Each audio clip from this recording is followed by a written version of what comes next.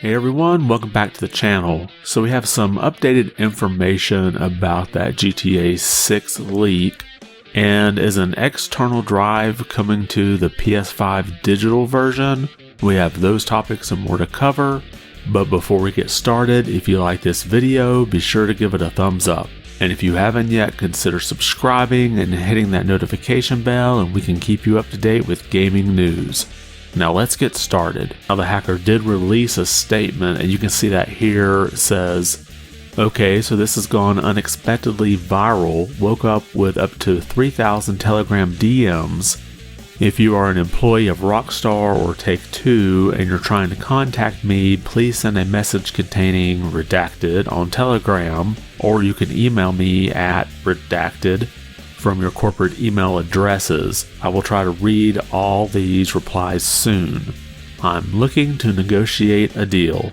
So I'm pretty confident in saying acknowledge this leak with a statement on their Twitter account. It says, we recently suffered a network intrusion in which an unauthorized third party illegally accessed and downloaded confidential information from our systems, including early development footage for the next Grand Theft Auto. At this time, we do not anticipate any disruption to our live game services, nor any long-term effect on the development of our ongoing projects. We are extremely disappointed to have any details of our next game shared with you at all in this way. Our work on the next Grand Theft Auto game will continue as planned, and we remain as committed as ever to delivering an experience to you, our players, that truly exceeds your expectations. We will update everyone again soon, and of course, we'll properly introduce you to the next game when it's ready. We want to thank everyone for their ongoing support through this situation. Now, it's estimated that next, in a story that's kind of developed over the last 4 or 5 days, it looks like Radiant's Silvergun got pulled down but should be back up on the Nintendo eShop. So this all started at the end of last week after the game was announced in that Nintendo Direct. And you can see the announcement here from Livewire. Currently, Radiant Silvergun is not available for purchase in North America. We will respond immediately. We will let you know when it becomes available for purchase. And then over the weekend, they released a statement saying that the game should be back up by today, although the exact dates have yet to be determined. And they released a statement kind of clearing up the situation, saying, the reason it was removed from the store is because the product's rating has changed. We have created new data and have already submitted it to them. We apologize to everyone who is looking forward to playing Radiant Silvergun. Now, at the time of recording this, we don't know exactly what was changed in the rating. It could just be a single line, something like fantasy violence, and not necessarily the overall rating like teen. But if for some reason you can't wait for this to get back up in the North America shops, you can still go get it from either the Japanese or the European eShops, as it's still up there. Next, we have an update that's kind of flown under the radar to some DRM on the Xbox Series X. We have a headline here from Games Radar. Xbox One discs finally playable offline after changes to unpopular Xbox Series X DRM. Now, since the launch of the Xbox Series X, the console has required an internet connection for you to play Xbox One games using the retail discs, and that was even if you had the disc installed to the console. But we had some people starting to notice that this didn't seem to be required anymore, and we got a confirmation here from an engineer with Microsoft. This month, fans discovered that this online check-in is no longer required. You can now play Xbox One discs on Series X without ever connecting to the internet. And then they have the quote here from the Xbox engineer saying, this is true since the 2206 update.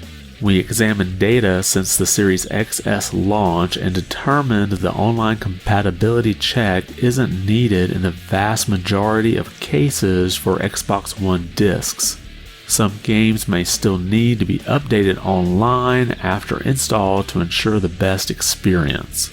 So I think this is a step in a positive direction. So if you have Microsoft services go offline like they have in the past, you would still be able to play the games that you physically own. And then finally, I would classify this last article still as rumor.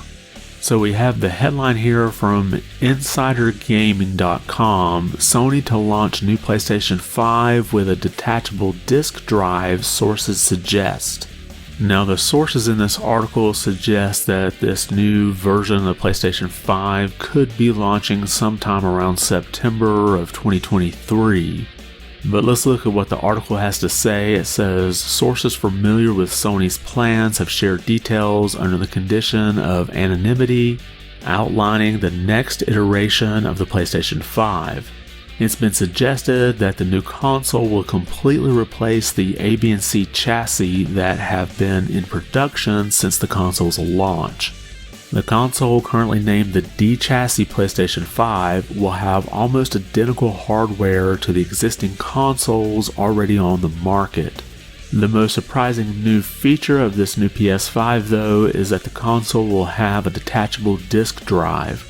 The detachable disc drive will be connected to the PlayStation 5 using an extra USB-C port on the back of the console. Now again, I would still consider this a heavy rumor, but it would make sense for an external drive to be added to sort of simplify production. So basically, Sony can manufacture one version of the PlayStation 5 and streamline that process and then kind of gauge how many people would want the external drive. They could offer the drive in bundles or even offer it separately. And one of the other positives about this is if your drive goes bad, you can just buy a new external drive. And if you've watched my videos in the past, I've speculated as to why Sony or Xbox don't just go ahead and make this the standard. All the games have to install to the drive and run. They don't run off the disc anymore, so you don't really need to worry about a bandwidth limitation from the disc drive to the console. And I also have to wonder if this new SKU coming out next year, if it does happen, would we see this new external drive be compatible with the PS5 digital systems that are currently on the market? Seems like it would be just a simple firmware update to make that possible. And that's all we have today. Did anything we cover catch your attention? Have you been looking for Radiant Silvergun on the Switch and wondered what happened to it?